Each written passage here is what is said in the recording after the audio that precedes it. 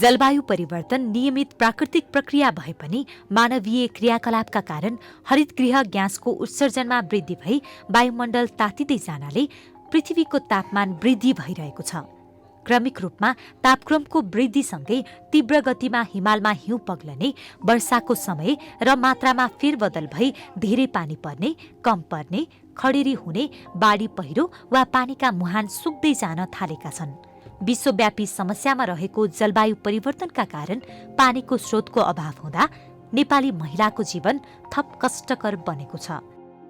घरायसी कामकाज, कृषि, पशुपालन, करेसाबारी लगायतका काममा पानी जोहो गर्न धेरै मेहनत गर्न बाध्य रहेका छन् र प्रतिफल घट्दै गएको छ।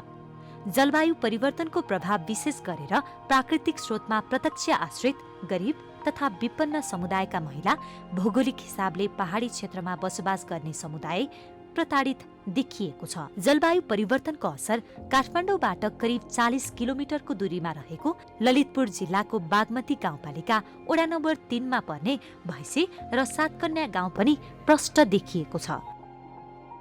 प्राकृतिक हिसाबले हरियाली, स्वच्छ वातावरण र रमणीय दृश्य रहेको यो गाउँमा पछिल्लो वर्ष आएको पहिरोले अस्तव्यस्त बनाएको छ। यस गाउँका महिलाले पनि जलवायु परिवर्तनका असर अनुभव गर्न थालेका छन्। उनीहरू जलवायु परिवर्तन कारकको रूपमा कम बुझे पनि आफ्नो गाउँ वरिपरि पहिरोको जोखिम बढ्दै गइरहेको अधिक वर्षा, बेमौसमी वर्षा, बाढी, हावाहुरी, चट्याङ जस्ता समस्या मुख्यतया पानीको अभावले दैनिक जीवनलाई कष्टकर भने बनाएको महसुस गरिरहेका छन्। जलवायु परिवर्तनको असरबारे जानकारी गराउँदै प्रभाव तथा असर न्यूनीकरण गर्न, महिलाको सहभागितामा न्यूनीकरणका उपाय सुझाउन ऊर्जा र वातावरणको लागि महिला सञ्जाल women network for energy and environment क्रियाशील रहेको छ। विभिन्न कार्यक्रम तथा समूहगत छलफल मार्फत जलवायु न्याय, ऊर्जा तथा वातावरणको लागि नीतिगत वकालत, ग्रामीण महिला क्षमता विकास, जनचेतना वृद्धिमा काम गर्दै आइरहेको छ।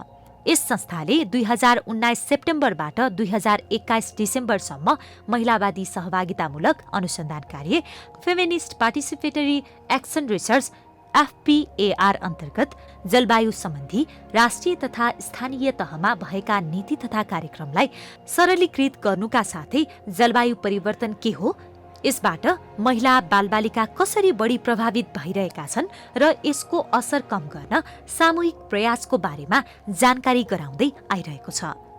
प्राकृतिक स्रोत उचित रूपमा प्रयोग गर्दै दिगो व्यवस्थापन गरी जलवायु परिवर्तन अनुकूलका स्थानीय सिप र प्रविधिको प्रयोग मार्फत महिलाको जीवनयापनमा सहजता ल्याउन काम गरिरहेको छ। बागमती गाउँपालिकामा बसोबास गर्ने नागरिक र विशेष गरी महिलाको जीविकोपार्जनको आधार त्यहाँ उपलब्ध वनजङ्गल, जैविक विविधता, जलस्रोत जस्ता प्राकृतिक साधन स्रोत रहेका हुँदा जलवायु परिवर्तनको असरको कारक यस्ता प्राकृतिक साधन स्रोतको उपलब्धतामा कमी एवं विनाश भएका कारण उनीहरूको जीवनयापनमा प्रत्यक्ष प्रतिकूल असर पारिरहेको छ। कृषि तथा पशुपालनमा आधारित आय आर्जनमा समेत लागत अनुसारको प्रतिफल प्राप्त नभएको छलफलमा व्यक्त गरेका छन्। पानी त अब मिटर सिस्टमको पानी छ, पानी भनेको समयमा आकाशे पानी पनि पर्दैन। मिटर बिहान बेलुका पानी आउँछ, रिजर्भ गरेर त्यसबाट फिर्की लगाएर नि ल्याइन्छ। हेर्नु न, ऊ लसुन रोपिरहेको छ, पानी नभएर उम्रिनै सकिरहेको छैन। अब बिउहरू विभिन्न प्रकारका बिउहरू ल्याउँदा मिसावट भएको आउँछ, डुप्लिकेट बिउहरू हुन्छ। बन्दाहरू काउली रोप्दा पनि कोही माथि ठङरङ्ग फुलेर मात्र बस्ने खालको हुन्छ, केही ओरिजिनल छैन। ज्याला लाएर गर्दा नि ज्यालाको केही उठ्दैन, हाम्रो दुःख मात्रै भइरहेको छ। हाम्रो तरकारीहरूलाई चाहिँ अब यहाँ किराहरू नि लाग्छ, किराहरूलाई विषादीहरू हाल्नुपर्ने हुन्छ। किराहरूबाट बचाउन अलिक गाह्रै छ। त्यस्तै तरकारीहरू चाहिँ धेरै साथीहरूले तरकारीहरू लाउनुहुन्छ। अब तरकारीहरू बेच्न चाहिँ हामीलाई अलिक समस्या नै छ बेच्न गर्न। यो भैँसे सातकन्या भन्ने ठाउँमा चाहिँ धेरै बाटोको समस्या छ, किनभने पहिरो धेरै गएको छ। यो नयाँ बाटो पनि धेरै खनिएको छ। नयाँ बाटो खन्दाखेरि यो जमिन धेरै अलि कमसल भएको छ। सातकन्या क्षेत्रमा स्थानीय महिला समूहले जलवायु परिवर्तनका तथा अन्य प्राकृतिक प्रकोपको प्रभाव न्यूनीकरण गर्ने नीति, कार्यक्रम तथा बजेट आगामी आर्थिक वर्षका निम्ति समावेश गर्न बागमती गाउँपालिकाको ध्यानाकर्षण गराएका छन्। वातावरण र पर्यावरण संरक्षणका विषयमा महिला केन्द्रित कार्यक्रम ल्याउन तथा महिलाको हक हितका विषयमा जानकारी गराउन वातावरणको लागि महिला सञ्जालले समेत सहजीकरण गर्दै आइरहेको छ। यस संस्था मार्फत महिलाले तालिम तथा जनचेतना प्राप्त गरिसकेपछि आफ्नो स्थानीय सरकारले जलवायु परिवर्तन, न्यूनीकरण र अनुकूलन सम्बन्धी आवश्यक कार्यक्रमका विषयमा जानकारी लिन आग्रह गरेको छ। बागमती गाउँपालिकाका प्रमुख प्रशासकीय अधिकृतले मागपत्र बुझ्दै वातावरण र जलवायु न्यूनीकरणका विषयमा महिला सहभागिताको सुनिश्चित गर्न पालिका प्रतिबद्ध रहेको बताउनुभयो। अनि यो ठाउँ चाहिँ अलिकति नेचुरल्ली चाहिँ अलिकति भनौँ न यो चाहिँ अलिक अप्ठ्यारो छ भूगोल के।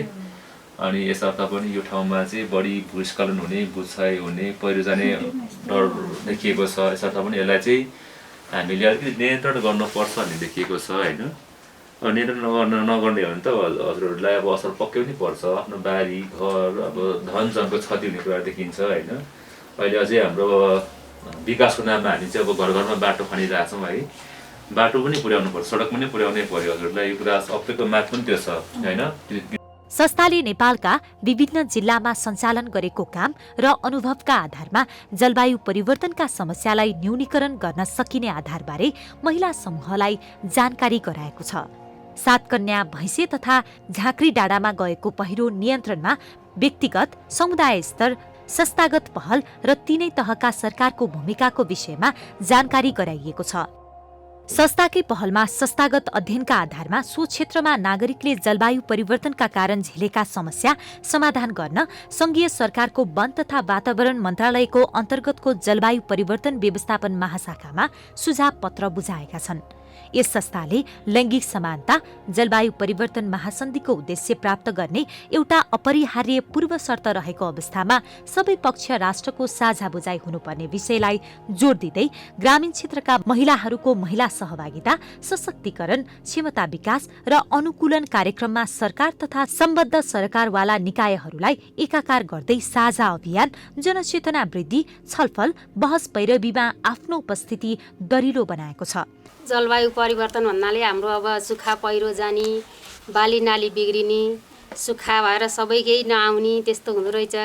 अनि हामीले चाहिँ यो ओनी भन्ने संस्थाले आएर हामीलाई यो ट्रेनिङ दिएर उहाँहरूले जानकारी दिएपछि हामीले बुझ्यौँ। जलवायु भने चाहिँ अब छेउछाउमा भिरपाखा पहिरोहरू जान्छ। अब भिरपाखा नि छ हामी अलि बसेको ठाउँमा।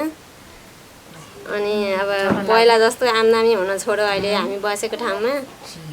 अब बिसारी तरकारी लगाउँछौँ अनि बिसारीहरू प्रयोग गरे पनि त्यति उब्जनी खासै भएको चाहिँ देखिँदैन। अनि हाम्रो परिश्रम मात्रै अलि बढी गइरहेको छ। अनि परिश्रम गरे मिहिनेत फल चाहिँ हामीले राम्रो लिन पाएका छैनौँ। अब तरकारीहरू पनि खेती किसान गरेर यो तरकारी उब्जनी गर्न नै अब राम्रो अलि लायकको तरकारी चाहिँ लिन सकेका छैनौँ हामीले। संस्थाले नागरिकलाई विश्वव्यापी समस्यालाई सम्बोधन गर्न जलवायु परिवर्तन सम्बन्धी संयुक्त राष्ट्र संघीय महासन्धिमा नेपालले 12 जुन 1992 का दिन हस्ताक्षर गरी सन् 1994 देखि पक्ष राष्ट्र भएको विषयमा जानकारी गराएको छ। महिलाको सिप, क्षमता, दक्षतालाई सम्मान गर्दै दिगो विकासका विविध आयाममा सार्थक सहभागिता अभिवृद्धि गराई प्राप्त लाभ तथा उपलब्धिको न्यायोचित वितरण गर्न नेपालको संविधान व्यवस्था भएको महिलाको हकबारे स्थानीय महिलालाई जानकारी गराएको छ।